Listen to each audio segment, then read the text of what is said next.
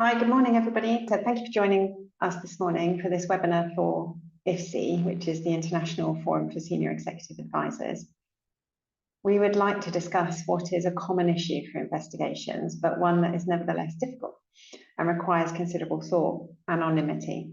A core principle of workplace investigations is fairness, and in practice, leaders and investigators often face difficult decisions, especially when it comes to anonymity.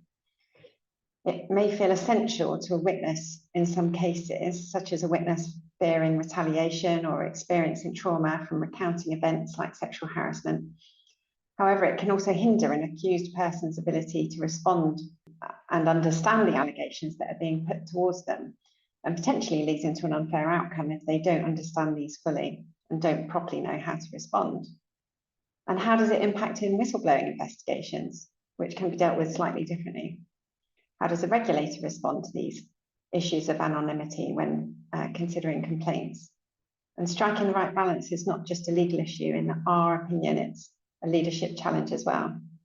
Internationally, as many of you will have experienced, investigations are conducted differently in different jurisdictions, and the impact of anonymity is different in each jurisdiction.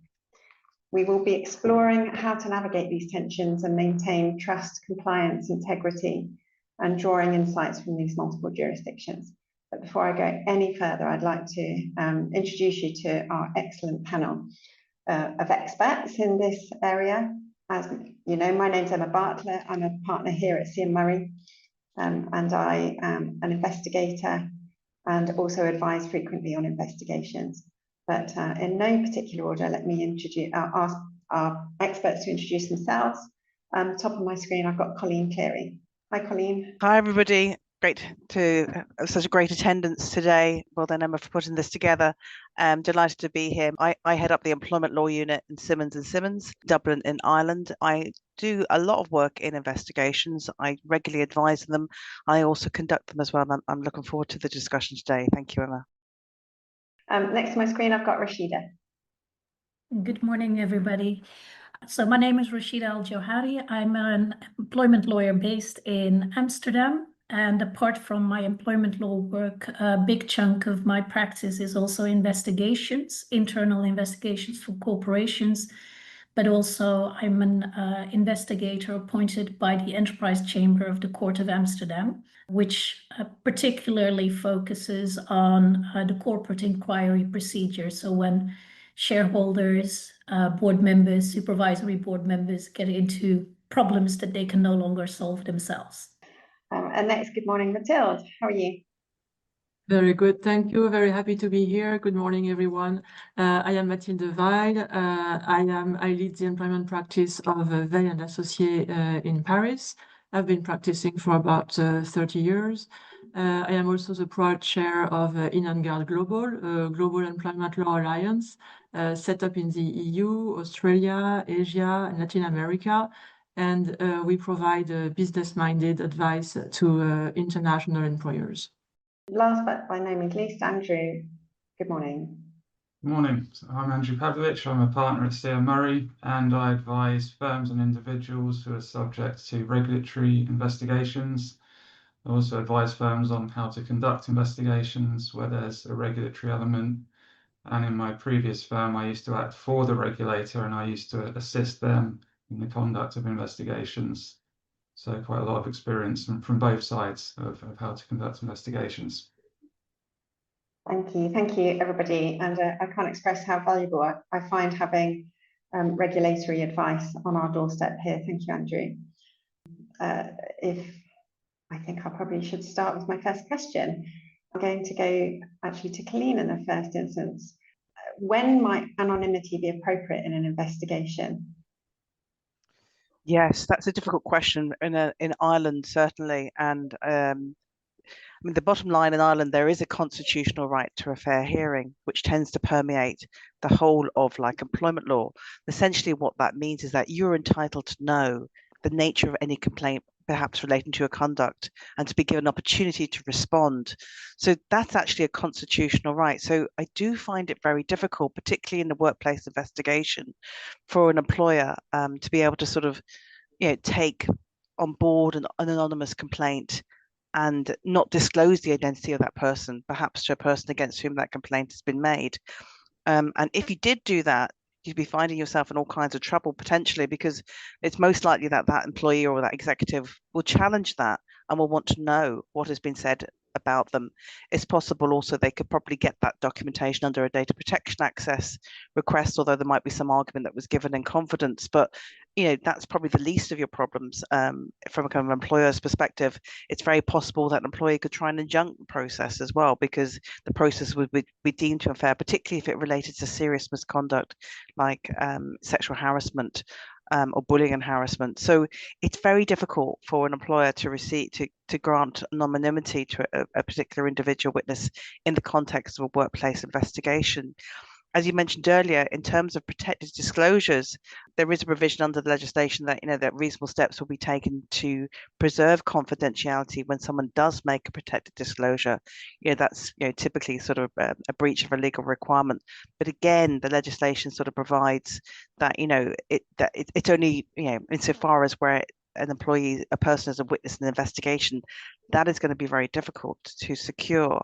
And again, also in the protected disclosures legislation, it does actually provide if an anonymous complaint is received by an employer or by a relevant body, that you don't actually have to take action if you receive an anonymous complaint. Now, I wouldn't necessarily agree that you should ignore an anonymous complaint, but certainly from a kind of an Irish law perspective, it's a bit of a no-no to sort of keep moving with an anonymous complaint, particularly in a workplace investigation, because it's just going to result in challenged either by the individual or later on, perhaps before the Workplace Relations Commission, when if there's a particular outcome and the process is going to be challenged as deemed to be unfair. Thank you. And Rachida, how does that differ in your jurisdiction? Thank you. Well, there is not a lot of difference from the explanation that Colleen just shared with us. But I think from the Netherlands perspective, it is good to bear in mind that an investigation is basically an action after a certain notification that can be for a variety of things. Transgressive behavior, sexual harassment, but it can also be an indicator for instance, fraud, if the fraud is committed by the employees. So the type of investigations that I typically look into are not limited to interactions between employees, but it also can have a commercial or criminal nature or origin. So depending on the origin of the notification, you will need to decide whether the anonymous reporting should be used as a starting point to look into certain matters within the organization and find corroborating information or evidence, or listening to people, or having more attention for certain practices.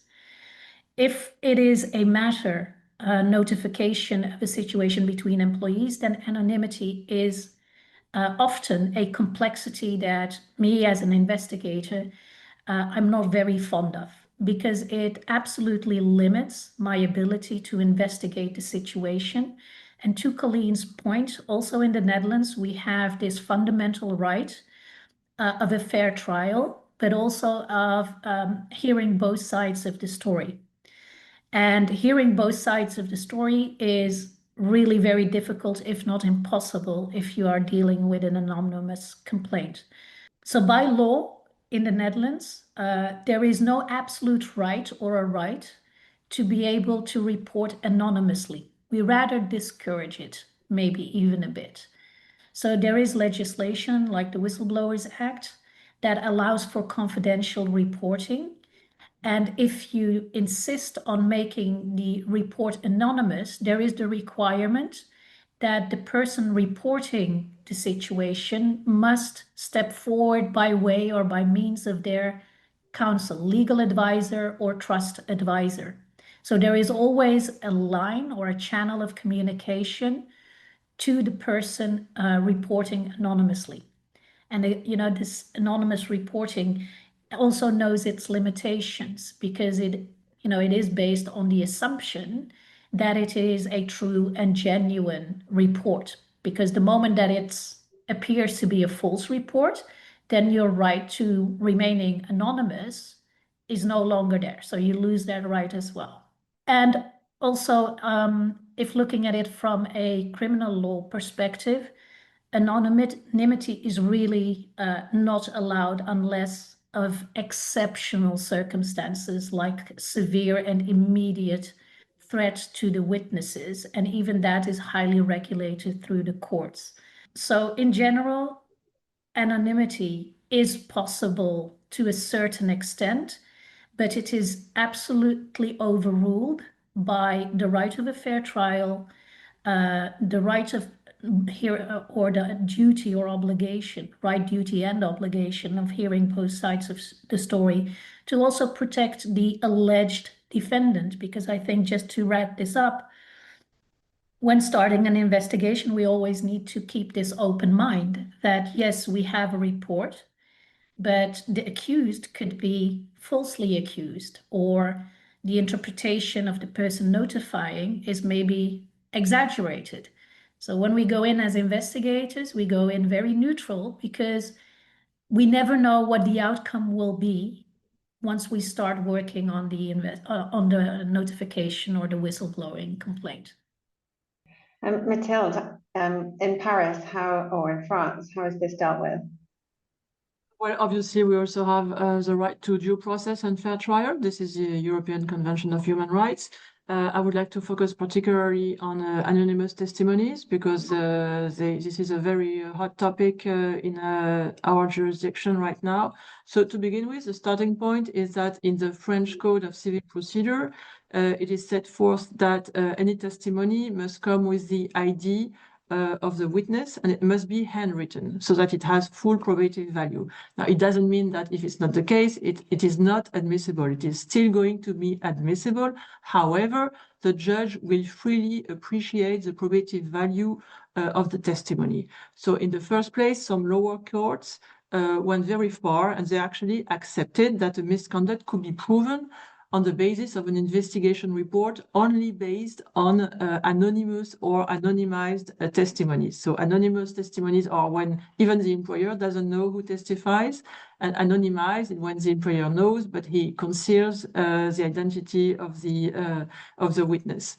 So this went too far. Those cases went up to the Supreme Court. The Supreme Court said, no, you cannot terminate someone or prove any type of misconduct on the basis of an investigation report that contains only anonymous testimonies. So anonymous testimonies cannot be decisive. And that's even if the accused was able to comment on the investigation report. So now, like I said, there were a bunch of case law around that, and now the current rules is that anonymized witness statements can be taken into account, but only taken into account and only under certain conditions. And those conditions are that the production of the anonymized testimony must be necessary to prove the case. The infringement to due process is proportionate to the legitimate goal, which is to establish the truth. And the statement, very importantly, is confirmed by some other solid evidence. And just because it is necessary to anonymize the witness statement to protect the witness does not mean that the witness statement has automatically probative value. So how you can do it in practice? The employee can go to a judicial officer, hand over his ID, his employment contract, deliver his testimony. The judicial officer will write everything down, issue an official report saying, I can certify that this person is an employee of this company, and this is what he says. So this is a way of giving some credibility to an anonymous witness statement.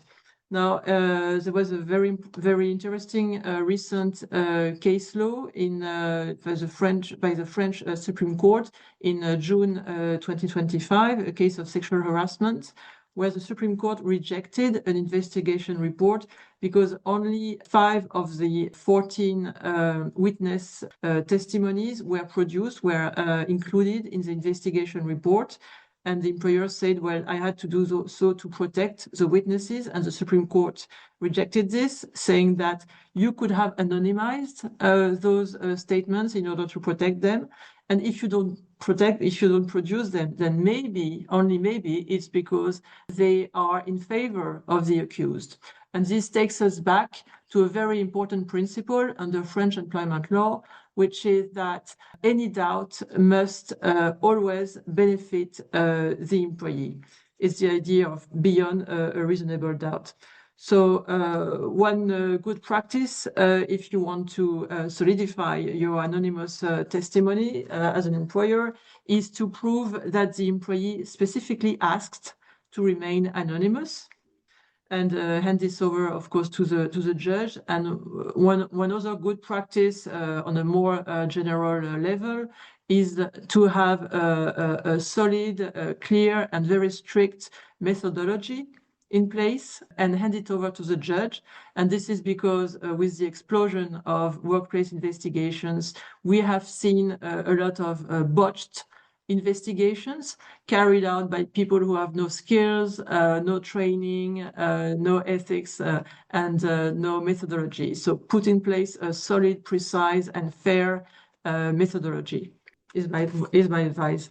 Thank you. I mean, I think all of us will agree that there has been this explosion in workplace investigations, and the need to have somebody who knows what they're doing when they do the investigation, particularly the more serious the issue, the more important it is to have somebody with experience in conducting the investigation as much as knowledge in understanding what the complaints are. But I'm really intrigued that the requirement would be that people have to handwrite their complaints. Yes. It's an old rule, yes. That is an old rule. Yes. But equally, so in the UK, for example, people can make anonymous complaints, and the employer can initiate an investigation based on the anonymous complaint. And an employer would, if it's a serious complaint and there's enough information in the anonymous complaint and it's not just a bare complaint, the employer would be ill-advised to ignore it. But it sounds like it's slightly different in the UK in that anonymity is, well, not entirely different, in that if you had only anonymous witness statements, definitely you would be pushing back if you were advising the individual who was accused and saying, how can I respond to this? But how do anonymous complaints create challenges for an investigator? I feel like we've touched on this a little bit, but the principal challenge, Mathilde, what would you say? Well, there are many. Well, to begin with, I will start with the silver lining of anonymous complaint is that at least in that case, there is no risk that the employer inadvertently discloses the identity of the accuser, because the identity is confidential. And if you breach the confidentiality as an employer or as anybody, it is actually a criminal offense. And there is a lot of criminal law in French employment law, and this is one example. So this is the upside, but then the downside is that well it's of course very challenging. It's probably limited to cases of illegal financial practices such as embezzlement, corruption. I don't see it possible for an investigation to investigate in a case of harassment or discrimination, because there is no way, there is no possibility to ask further questions to the accuser. The challenging is that there is an increased risk of false accusation and bad faith, and you cannot assess the credibility or potential bias of the reporting party. It's much harder to appreciate if the allegations are based on first-hand knowledge, hearsay, or mere assumption, because you cannot ask clarifying questions. The co-workers will be hesitant to speak out. However, the reporting party still deserves a fair investigation, because you can make an anonymous complaint, and your whistleblowing policy must allow that. But you have to, in fact, yes, very challenging to balance confidentiality and transparency. It becomes much more complex, but anonymous complaints should still be taken seriously, but tested against independent sources, such as witness interviews, documents, or workplace records. Yeah, so you find something that the investigator can rely on that can be openly referred to. Yes, well, anything anonymous, be it testimonies or a complaint, must be backed by solid evidence. That's for sure. Yes. And Andrew, how might a regulator respond to an anonymous witness evidence? Yeah, with difficulty, I think. So if we look at the guidance from the various regulators, starting with the SRA, the body that regulates solicitors, they say that it's very difficult for them to act on the basis of anonymous reports, as it's usually not possible for them to obtain details or evidence, enough details or evidence for them to commence an investigation. And they urge people in their guidance to provide contact details. With regard to barristers, we've just had a report published by Harriet Harman on bullying, sexual harassment and harassment at the bar. One of her recommendations is that there's more public awareness of this procedure called Talk to Spot, which is something that the Bar Council have introduced, and it's a place for barristers, or actually anyone who's had an experience with a barrister, to go to, where they can record their complaint. They get a PDF copy of their complaint, and then they have three choices. They can either keep it for their own records, they can send it to the Bar Council, where it will remain anonymous, but it allows the Bar Council to at least identify issues and trends, or if something is, perhaps persistent or pervasive, and they can then address that through guidance. Or they can send it to the regulator, the Bar Standards Board, and make a regulatory complaint. But at that point, the barrister would be required to provide their contact details and shed their anonymity. So they can take limited steps, but if it comes to actually making a report to the regulator, at that point, they do have to provide their contact details. So the main way that regulators try and encourage people to come forward is to say, we will keep your information as confidential as possible, as in the same way that an employer would. And certainly it's possible to keep individuals or complainants anonymous as far as the public is concerned. So you will see in public judgments people being referred to as person A, person B, person C. So they're not named in any public decisions, but they will of course be known to the respondent, and the respondent will see their evidence and have a chance to respond to it in order to ensure that the trial is fair. So I think it's a mixture of, you can't really do anything about it as a regulator to a point. It might be helpful to identify issues and trends and things that you need to deal with by way of further guidance. But really, they're urging people to come forward and say they'll protect their confidentiality as much as possible. That leads very nicely into my next question. Obviously, the SRA in that circumstance would be acting as an investigator in its own right. But Rachida, and I'll come to Colleen as well on this question, what skills would you employ as an investigator to encourage open rather than anonymous reporting? For this question, I think I will answer it in 3 levels. So starting with what skill would I have with myself as an investigator, which would be the skill of being able to pause. So the moment that you get this request to do an investigation is really to take the time to understand the company policies in place of the company that is seeking the investigation services. Because sometimes those policies have certain clauses in there that can really derail the investigation or have certain limitations that you need to take very clear attention of. The next thing would be to spend time on the investigation protocol. And this is something that was already mentioned. Having a robust protocol that is clear for everyone, explaining how you will conduct the investigations, what the rights are of all the parties involved in the investigation. So it's not only the accuser and the accused, but it might also be others that are interviewed in the context of the investigation. And at some point, this could lead to others also being accused individuals in the investigation. So the investigation protocol is a very, very important part. It's like the backbone of any investigation. If you don't have that in place, you can better not start with an investigation, because it also helps the company or any party using the report to uphold the findings in court proceedings. or utilizing them as facts towards regulators or maybe public prosecutors. So then the second level is looking at the company.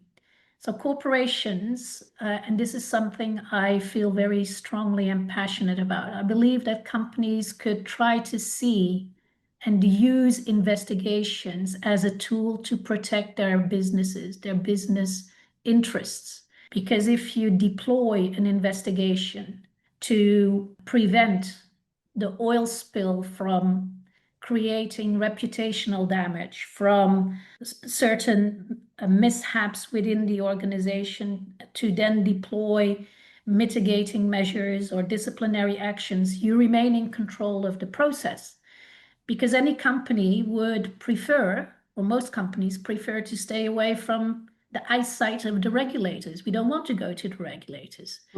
You know, we want to solve our own problems. And investigation is a tool that can help you in achieving that. And once companies start to see investigations as a tool in their toolbox to manage risk, they can utilize it in a much smarter and strategic way.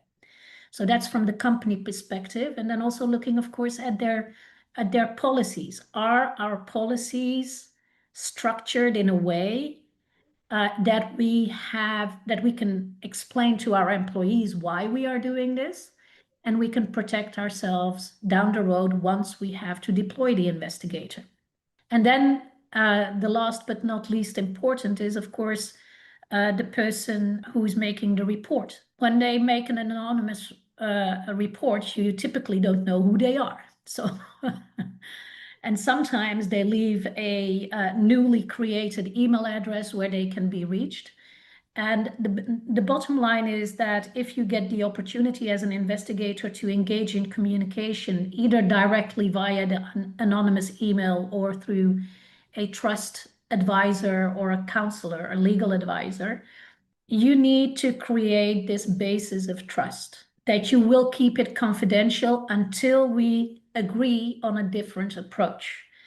And so it really means that you need to strike the right tone with the complainant and also give them the confidence that you will conduct your investigation in a way that is structured to protect them to the fullest extent possible. So it's really a combination of understanding the law, but maybe more importantly, having certain social skills and adaptability, but also empathy, understanding where this person is coming from, why they are concerned, why they want to be anonymous.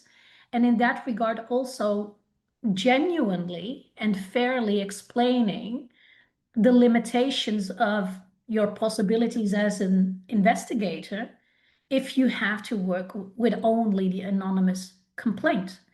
Because maybe you don't have all the information, it will limit you in what you can do or the witnesses you can talk to. So you cannot go on a wild goose chase based on an anonymous complaint. And I have a few examples of investigations where I did have that conversation.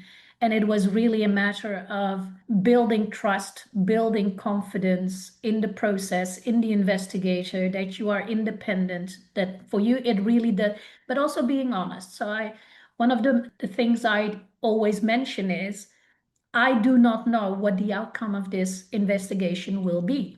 So it can be very much in your favor, it can be the total opposite. But ultimately the facts will need to do their work, because the facts at some point will be rolled out like a red carpet, and they tell the story and they lead you from point A, the notification, to point at the end of having to work with the outcome of the investigation and take certain measures. But it is important in each level to realize your own role, your own ability to manage the process, and for the persons involved to understand that, to help them actually make up their mind. What is it that you want or expect from this investigation? Because if your expectation is that we will do a full-fledged investigation based on your anonymous complaint, that will not happen. And so that's a moment of contemplation and reflection, but give people time to process.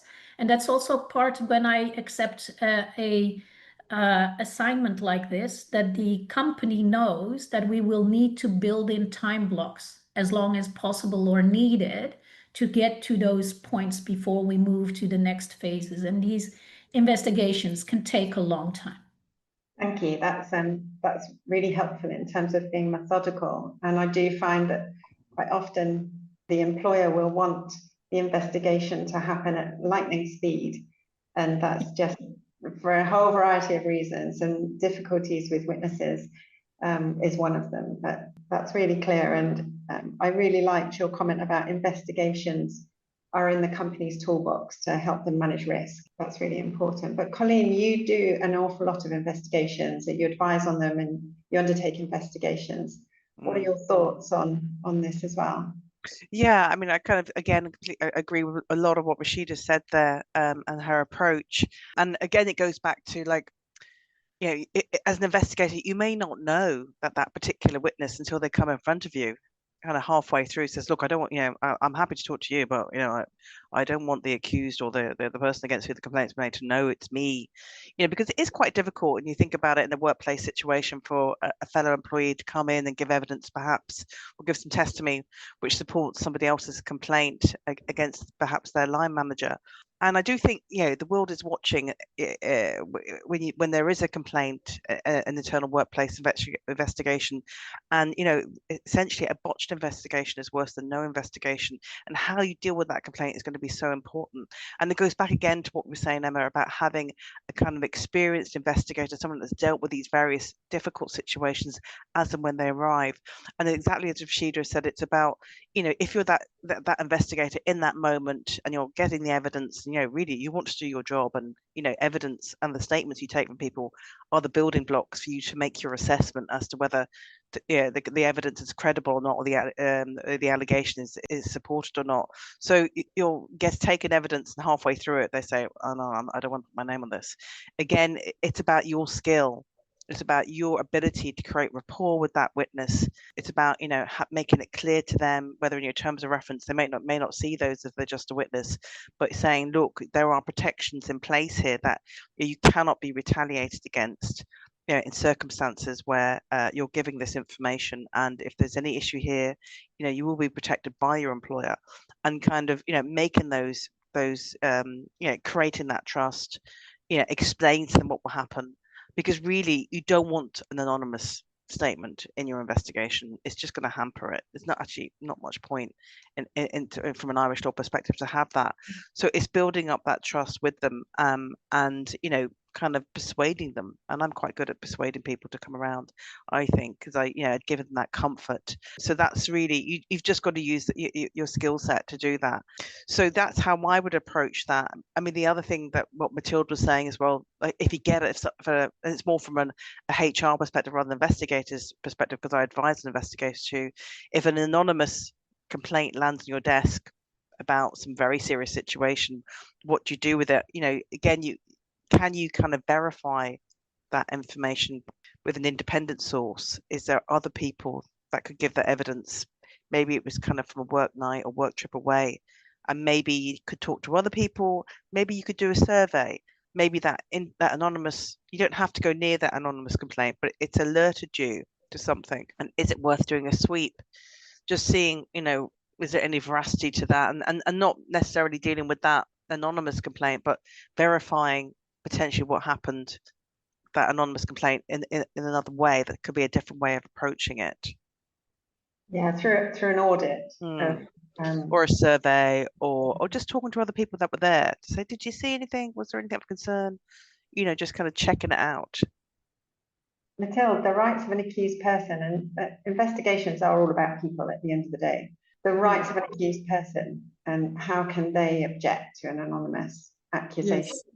Well, the rights of an accused person is actually a very good question for France. So thanks for asking. And I think the answer is going to come as a surprise, because we are known in this jurisdiction to be very protective of employees, and we are, except when it comes to an accused in the context of a workplace investigation. So let me explain. Well, you have to see the three stages. So you have during the investigation, during the disciplinary process, and then before the court. So the first process during the investigation, the answer is simple. The accused has no right. So here there is no due process. It's a kind of no man's land. They do not have the right, even the right to be heard. They can be heard. They don't have a right to be heard. They don't have a right to know what the witnesses say about them. They are only informed of the investigation. So here we can see that the duty of care is a very strong duty of care that employers have towards their workforce to protect their mental health and safety. Supersedes due process in this first phase. And I think this is, in my opinion, abnormal, and it goes too far. Then the second phase is the disciplinary process. So in France, when you want to terminate someone, you have to carry out, whatever the reason is, a pre-exit meeting during which the employee can tell his side of the story. Okay, and only after this pre-exit meeting can you take a final decision to discipline him. So at this stage, they have some rights. They have the right to be heard and the right to be assisted by a union member. However, at this point, the employer does not have to disclose the content of the investigation report because it is still confidential. So it's a very difficult situation when you have to defend yourself and you don't know who said what about you. So it's a kind of a Kafkaian situation. So you do have formal rights to be heard and assisted, but they are not very effective if you don't know what you have to fight against, what you have to defend yourself from. And then the third stage in court, well, this is when due process comes in play again at last, because then you can challenge, well, usually the investigation report is disclosed at this point. Otherwise, how could the employer make his case and win the case? So at this point, you can challenge the probative value of the testimonies based on the case rules that I explained earlier, the fact that if it's anonymous, it cannot be decisive, and so on. So to your question, I think it's a very very surprising paradox in the context of a workplace investigation, because the rights of the alleged victims actually supersede the presumption of innocence. And when you get to court, okay, you can defend yourself, fair enough, but it's after the fact and you already lost your job. That's really interesting. I'm going to move on to talking about the role of a bystander and how that interplays with investigations. And it's a question for Rachida again. When you are investigating a workplace complaint, how do you find that the role of bystanders is important? I.e., could it have reduced the number of complaints? Yes, the bystander, that's a very important theme for me this year, because for a number of our US stock listed companies, we do these annual trainings, appropriate workplace behavior. And this year the theme will be the role of the bystanders. And the role of the bystander is really critically important, because in most codes of business conduct and ethics, you will typically see this statement that everyone has a duty to report if there is any misconduct going on.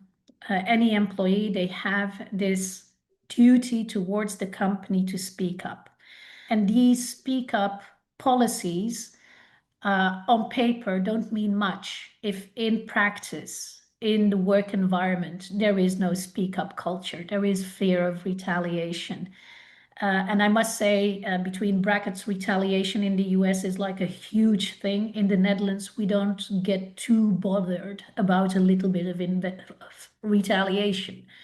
So although we have this egalitarian workplace culture of being very direct, etc., still fear of retaliation or repercussions is very real in Dutch companies as well. And I think that the Dutch context is particularly important because, as many of you will know, the Netherlands is usually or often utilized for tax purposes. So many companies will have some presence in the Netherlands. either withholding BVs for only tax purposes or actually for really substance companies. So the way that we in the Netherlands look at this and how we would utilize these top-down policies coming in from often the US is important to know within the context. And as an example, I want to use, and maybe some of you have heard about this, like a very stark example from the Dutch accounting sector. So in June this year, we have the Netherlands Authority for the Financial Markets, we call it AFM, that announced that the Big Four, familiar names, Deloitte, PwC, and Ernst & E&Y, before them also KPMG, they all got fined for exam fraud. Accountancy firms are somewhat similar to law firms, and I see that there are quite some law firms present in this webinar. So this can happen to us basically as well. And this scandal of these Big Four involved long-term, widespread malpractice amongst professionals from the juniors up to the highest partners of sharing exam answers and collusion in test taking, failure to report wrongdoing, and so on and so on. No one spoke up. The bystander who could potentially notify someone or escalate the situation internally, like collectively failed. So all these bystanders, hundreds of them across the Big Four, all failed. And what they did was basically become complicit. So they became complicit in this exam fraud. And I think that this example is very striking because it's something that we can relate to easier being lawyers in the type of industry that we work in, but it can happen to us as well. And earlier in this, to one of the earlier questions, I mentioned the importance of having proper policies in place, ensuring that there are escalation ladders throughout the organization, but also then funneling those escalations to the right desk. Because if anyone can report to anyone, either internally or through hotlines, etc., but we fail to ensure that the complaint comes at the right desk, then we still have not achieved anything. So going back to this Big Four debacle that happened publicly, if these bystanders intervened earlier, for example, by going to a colleague, or colleagues refusing to collude, or supervisors questioning irregular exam behavior, for example, compliance staff escalating when that is necessary if they see certain trends, that could have really helped to attract the attention of the regulator. So, and that's again something that we want to prevent. We don't want to have those regulators on our doorstep, and certainly we don't want to have them in our house. So we need to maintain our house remains clean from this type of issues, and we can do that if we or the companies spend enough attention and intent in strategically building their policies, strategically deploying them, and making it not a nice to have, let's just tick the box because now we have check the box of our social responsibility internally, or the ESG, the S is now covered. That's not where it stops. It's not just a few words on paper. You need to live it, and you need to understand its implication, because the moment that we as employment lawyers, and I'm actually an employment lawyer doing a lot of other stuff, but the moment that we as employment lawyers can start translating the implications of employment law into corporate risk, financial risk, that's the moment when people start to have attention at the levels that we want them to listen. And this is one of those points. It's not a nice to have, it's a must have. If you don't have it, look at what happened at the Big Four, and it can happen to you. Yeah, thank you. And Andrew, on the bystander obligation, does the bystander obligation conflict with a culture that allows speaking up to be done anonymously? Yeah, I'd say it does in a sense, because an individual who might want to report something anonymously could have that the matter taken out of their hands if a bystander sees something and decides to intervene. And in the UK, in law firms, we now have this obligation on partners who witness unfair discriminatory treatment to challenge that, either in the moment or after the event. And the idea there is that it puts the onus on senior individuals to set the standards in firms and call out behaviour. And the hope, therefore, is that that would empower more junior people to speak up if they're the subject of unfair treatment. So, in addition to that obligation, which sits on partners, all lawyers have an obligation to report potentially serious breaches of the rules to their regulator. And the SRA guidance makes clear that they don't consider anonymous or no-names reports to be formal reports. And that obligation does extend to actually victims of the unfair behaviour, because they are still lawyers, they do still have an obligation to report it. Now, in reality, I don't think that a regulator is going to sanction someone who fails to report unfair treatment where they've been the victim of that treatment, but it is at least potentially possible. It is a technical breach of the rules if you don't report behaviour that you have suffered. And in that Harriet Harman report that I referred to earlier, she actually recommends that the removing that requirement on people that have been the victims of behaviour, because they shouldn't have suffered unfair behaviour, but then feel like they're breaching their regulatory obligations if they don't report it, because that just adds to the stress of the situation. So yes, in a regulatory context, there is obligations on individuals who witness behaviour to do something about it, and then that would obviously cut against anonymity in some respects. But if somebody makes an anonymous, or a firm has an anonymous report, and it's not a formal report to the regulator, it's dealt with on an informal way, is that how it's dealt with? Well, if a firm receives an anonymous report, then they'll have to decide how to deal with that.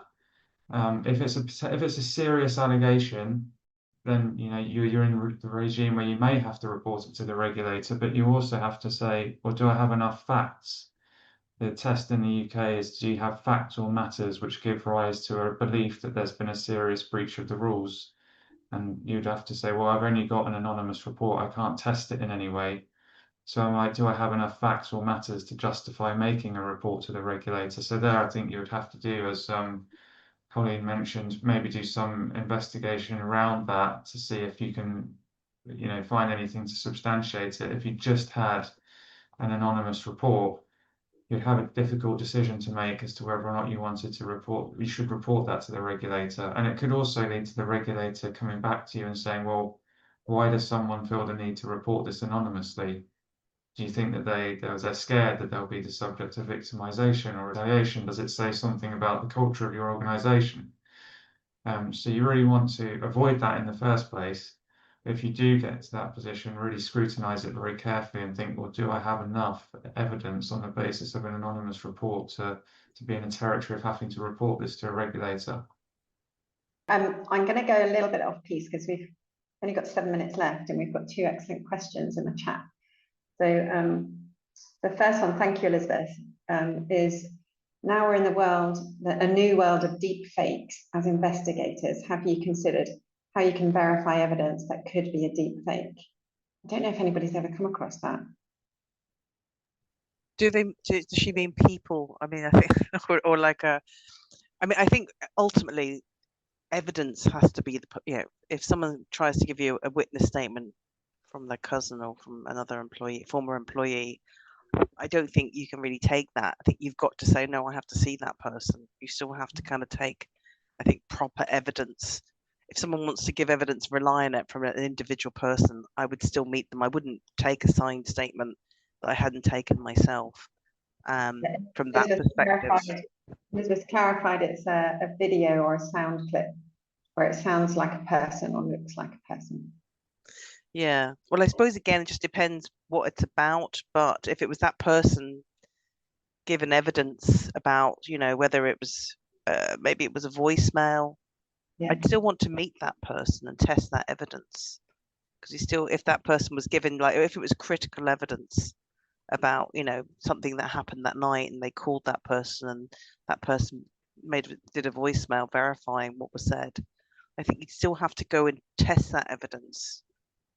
Yeah, thank you. I can see Rachida and Mathilde nodding away there as well, so a critical analysis of it. So the second question we've got is from Georgina, thank you. As an independent investigator engaged by the company, is there any duty to inform at least HR of the identities of any complainants or witnesses who had asked for anonymity, and if their evidence seems to expose serious misconduct? That's an excellent question. Rachida. No, there is no such obligation, even actually the opposite in my case. Okay, so based on my protocol, when I engage with a witness, it's based on confidentiality. That's something different than anonymity, right? So whatever we discuss is anonymous, but the moment that there is something relevant, I can utilize that in the report. So that's part of the protocol. It's absolutely not the intention to inform HR, because typically, and if it's a high stakes investigation, HR will not be involved, will not know about it. So it's usually through the compliance officer or through the parent company or the supervisory board. So you separate totally the situation from the company to prevent that the company starts meddling or starts taking retaliatory actions. That's a really good answer.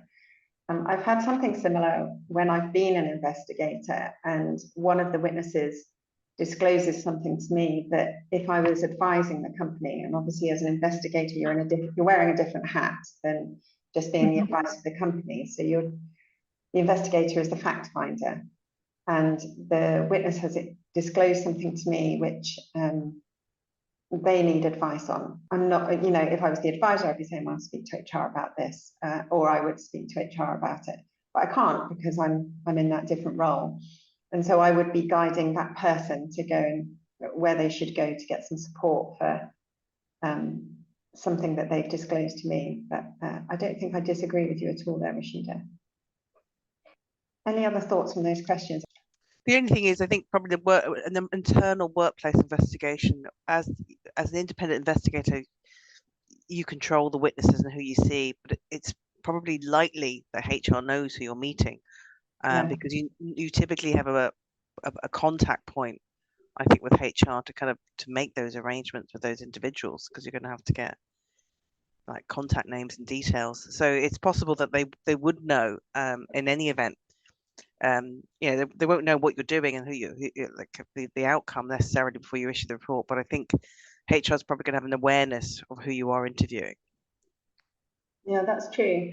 I know that in the US, the role of the investigator is very different, and the investigator can speak to anybody and they don't need to go through the HR within the organization. And we have one comment just come in from Angela. You can have in your protocol that if the person you have interviewed has serious wellbeing issues, that you should raise it. Yes, and it goes back to Rashida's point about your policies are really important to let people know that if they make a complaint, how it's going to be dealt with, and to use your policies. And this is one of the points that Rachida had mentioned earlier, to use your policies to encourage people not to report anonymously, and to explain that if there is anonymous reporting, it can limit the investigation. Colleen, do you think where there is employees or individuals who are seeking to report anonymously, do you think that gives rise to a cultural issue that the firms should think about? I think most people in Ireland probably know about the Constitution, the right to a fair hearing, and I don't think it'd be a big surprise that making anonymous reporting is going to cause a difficulty, or you might not get the outcome that you want. So I think it's really interesting what Mathilde was saying there, that you don't get those rights, you don't get due process during the internal procedures, but you do get due process in Ireland, which kind of starts, especially when there's a serious accusation of misconduct against you, then that's when the fair procedures apply all the way through the internal process and on into the court as well. So there's certainly, like I said, it kind of the right to a fair hearing, the right to know the allegations against you, that permeates and grounds employment law in this jurisdiction. So I think that there is some cultural issues around that, which, you know, you wouldn't, if I had seen an executive coming in tomorrow, they wouldn't tolerate the fact that there's an anonymous investigation. You'd be like sending in your letters, challenging it left, right, and centre. So, you know, that would be what you're kind of well known, I think. Just going to very quickly go to Mathilde on this as well. Do you think it's a cultural issue, anonymous reporting? How's that in France? Yes, so anonymity is very bad, is very frowned upon in France. There is a strong cultural opposition to any anonymous report. This is because we are still very much traumatized by World War II and what happened in our country when people reported on their neighbors because they were Jews and so on. So yes, there is a strong cultural bias against anonymity and against more generally any reporting on someone. You are definitely harshly criticized when you do that. So yes. Well, thank you. That's so interesting from a cultural perspective as well. Societal perspective, sorry. I'm going to leave it there. We could talk about this for another hour, I'm sure, but it's been such an enjoyable conversation. I'm going to thank each of our panel members there for your excellent contribution and some great questions as well. Thank you.